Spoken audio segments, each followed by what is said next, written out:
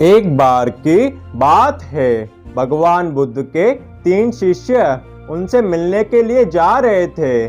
सफर बहुत लंबा था। उन्हें चलते चलते सुबह से शाम होने में आई थी और गर्मी भी बहुत ज्यादा थी। उन तीनों को बहुत तेज प्यास लगी थी, लेकिन दूर दूर तक पानी की एक बूंद भी नजर नहीं आ रही थी। फिर भी वह निरंतर चलते रहे। चलते चलते अचानक एक शिष्य को दूर एक नदी दिखाई दी और वे तीनों अपनी प्यास बुझाने के लिए उस नदी की तरफ चल पड़े। जैसे ही वह नदी के पास पहुंचे, उन्होंने देखा कि एक स्त्री उस नदी में डूब रही थी। लेकिन बौद्ध धर्म में बौद्ध भिक्षुओं द्वारा किसी भी स्त्री को स्पर्श करना वर्जित माना गया है। ऐसे में वो क्या कर सकते थे? उनमें से 2 शिष्यों ने कहा कि हमें अपने धर्म का पालन करना चाहिए। एक स्त्री को बचाने के चक्कर में हमें अपनी मर्यादा का त्याग नहीं करना चाहिए। ये स्त्री तो डूबकर मर जाएगी, इसका क्या होगा? लेकिन हमने इसकी मदद की तो हमारी वर्षों की तपस्या समाप्त हो जाएगी। इसलिए हमें अपनी प्यास बुझाकर यहाँ से चलना चाहिए। लेकिन तीसरा शिष्य, जो एक बहुत ही बड़ा दयावान था, उसने कहा कि मेरा धर्म क्या कहता है ये मुझे पता है, परंतु मेरा मन मुझे ये नहीं कहता कि कोई तुम्हारे सामने मरता रहे और तुम उसे खड़े होकर देखते रहो। ये कहकर वह शिष्य उस स्त्री की जान बचाने के लिए नदी में कूद गया। कुछ देर प्रयास करने के पश्चात वह स्त्री उसे दिख गई और उसने अपने कंधे का सहारा देकर उस स्त्री को बाहर निकाला। ये सारी घटना वो 2 शिष्य दूर खड़े रहकर देख रहे थे।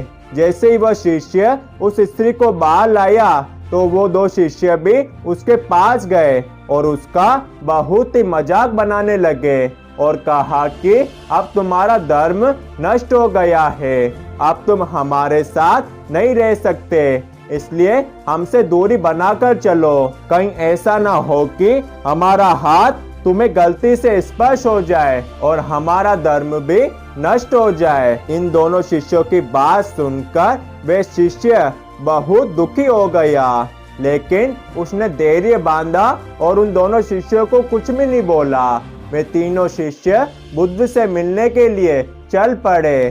कुछ देर चलने के पश्चात वे बुद्ध के समीप आ पहुँचे और फिर उन दोनों शिष्यों ने बुद्ध को मार्ग में घटी ये सारी बातें बताई और कहा कि हमने इस शिष्य को रोकने का पूरा प्रयत्न किया था, लेकिन तब भी वह शिष्य नहीं माना। उसने एक स्त्री को स्पर्श करके एक घोर पाप किया है। बुद्ध, इसको इसका उचित दंड मिलना चाहिए। बुद्ध ने उन दोनों शिष्यों की बातों को बड़े ही ध्यान से सुना और अपने पास बुलाकर कहा कि मुझे एक बात बताओ, जब ये भिक्षु ने उस स्त्री को कंधों का सहारा देकर बाहर निकाला तब उसे कितना समय लगा? उन दोनों शिष्यों ने एक साथ जवाब दिया, केवल 25 मिनट। बुद्ध ने फिर पूछा, उस घटना के पश्चात तुमको यहाँ आने में कितना समय लगा? दोनों शिष्यों ने कहा कि कम से कम 8 घंटे लगे होंगे बुद्ध ने मुस्कुराते हुए उन दोनों शिष्यों से कहा कि इस भिक्षु ने तो केवल 25 मिनट उस स्त्री की जान बचाने के लिए अपने कंधे का सहारा दिया, जो एक नेक काम है और ये काम एक दयावान इंसान ही कर सकता है। परंतु तुम दोनों तो पिछले 8 घंटे से उस स्त्री को अपने मन में बिठाए बैठे हो, केवल इसलिए कि यहाँ आकर मुझसे इस भिक्षु की शिकायत कर सको, जो एक बुरा काम है, जो एक निर्दयी इंसान ही कर सकता है।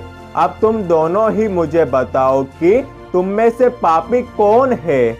बुद्ध की ये बात सुनकर वे दोनों शिष्य निरुत्तर हो गए और समझ गए थे कि पाप केवल शरीर से ही नहीं, मन से भी होता है। जब उन दोनों शिष्यों को अपनी गलती का एहसास हुआ तो उन्होंने बुद्ध के चरणों में गिरकर बुद्ध से माफी मांगी।